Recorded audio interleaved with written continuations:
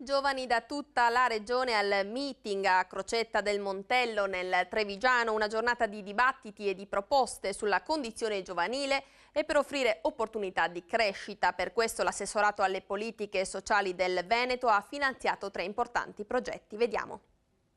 Siamo qua per risuonare. Ma questi suonano stasera? Fin quando arrivano? Sì, anche io per il Sonora. Volontariato non ti interessa? No.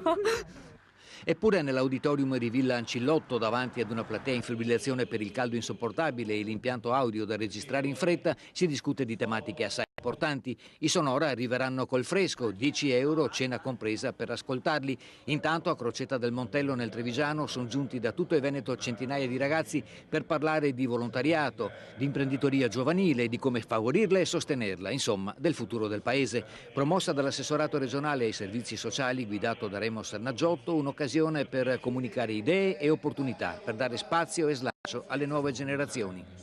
Quanti anni hai? 32 quasi. E come vedi il tuo futuro?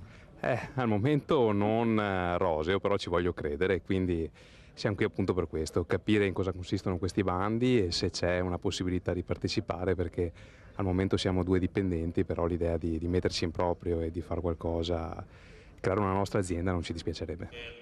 I bandi finanziati sono 3 per complessivi 2.700.000 euro, uno per incentivare la nascita di nuove attività imprenditoriali riservate ai giovani tra i 18 e i 35 anni, uno per aumentare la diffusione del volontariato attraverso la costituzione di una rete di partner avente come capofila un comune o un istituto scolastico superiore e il terzo per la realizzazione di un lungometraggio cinematografico. Scadenza per la presentazione delle domande 15 dicembre 2011.